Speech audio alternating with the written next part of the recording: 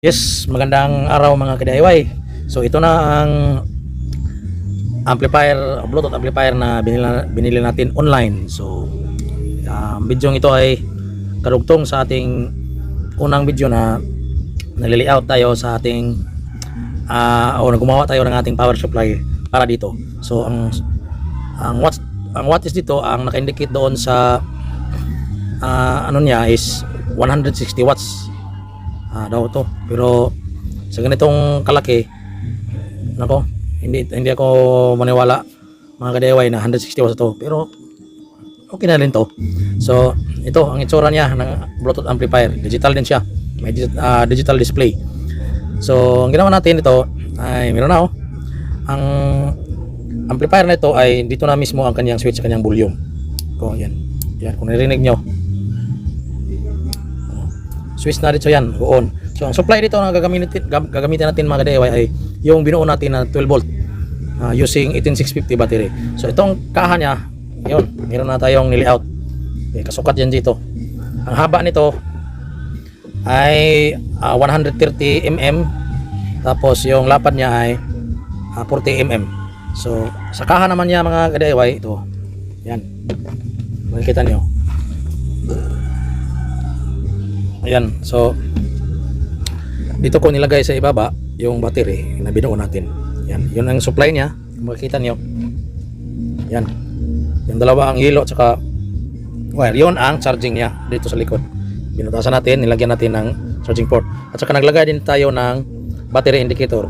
So magandang klase ng battery indicator ito mga idol, no? Ipipress mo lang ng yan, saglit, tapos mga 10 seconds mamatay na yung ilaw.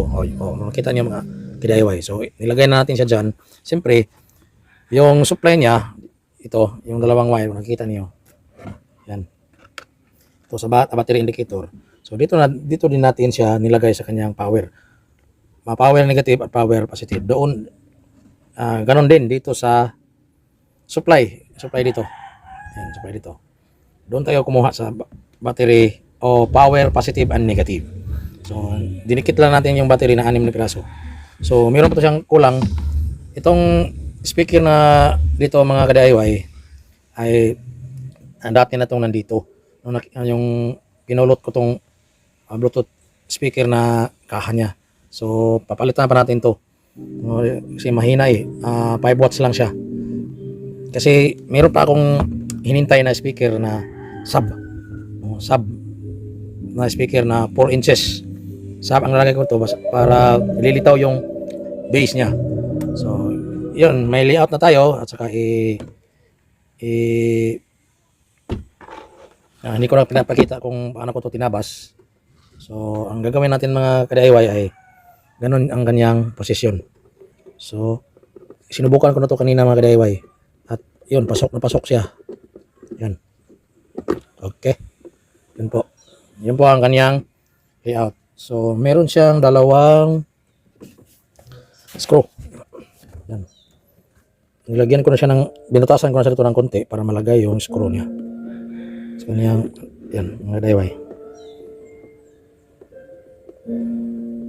So kararating pa lang itong parcel natin na nilagay, na in-order, kaya kagabi pa lang nag-layout na ako dito sa kaha niya kung saan ko siya ipupwesto. Dito ang pinakamas mainam sa likod. Yan po, yun po ang itsura niya pagdating doon. Itong mga wire, dinugtungan ko lang siya ng kunti para aabot siya sa speaker. Actually aabot naman siya, pero sinadya ko siyang dugtungan mga ka-DIY para pag tatanggalin na itong harap, ito meron tayong space. Okay, so susubukan natin tong patunugin. Okay, so natunog natin itong power supply naman niya mga ka-DIY. Ito na yan, nilagay na natin doon pa rin sa power negative at power positive. So isasalpak lang natin siya. Kung nakikita nyo may pula, ito, so isasalpak lang natin yun.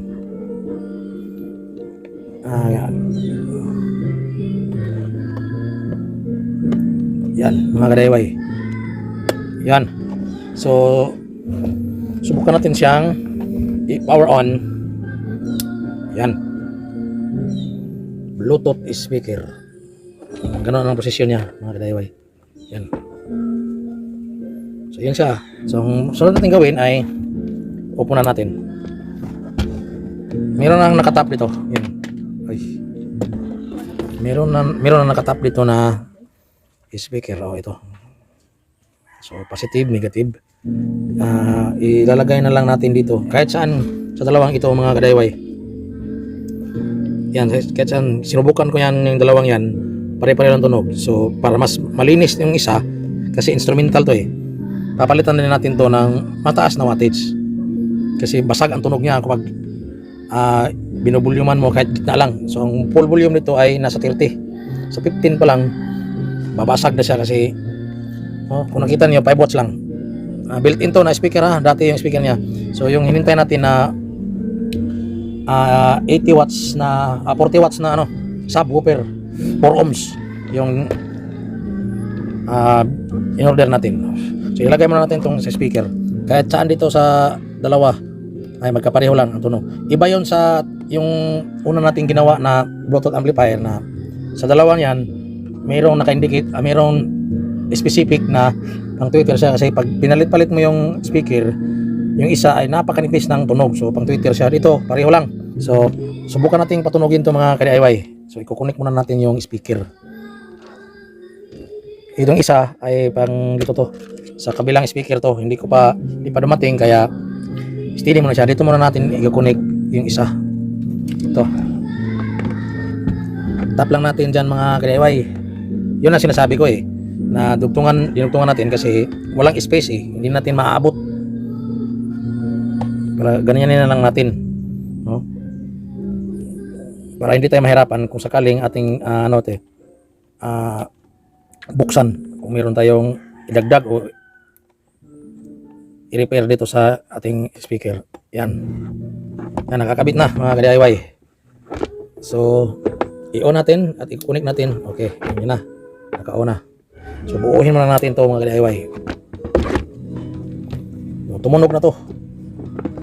So bago natin ipa-penalize to, kailangan natin lagyan ng mga glue dito para hindi siya matulak itong ating layout kasi yung layout natin ay konti lang yung allowance sa plastic kasi itong pinagbabasihan natin mga ka-DIY. Ito yung digital board niya at saka dito yung mga heatsink. Okay, so kailangan siyang malakihan ang butas, pero okay naman, malaki naman yung butas. Dito lang sa may lalagyan ng screw. Yan, dito yung tong dalawang to. Maliit na lang yung space. So nabuo na natin. Okay, so ang gagawin natin ngayon ay subukan siyang i-connect sa Bluetooth kung maganda ba siyang tunog. Pero sa sinabi ko na kanina, nasubukan ko to pero okay naman siya, malakas. Iwan natin.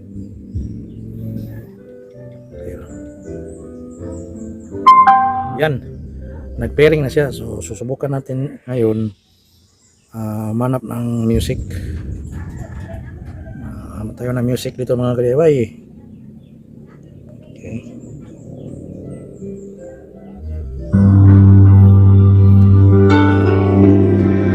Yan mga ka-DIY.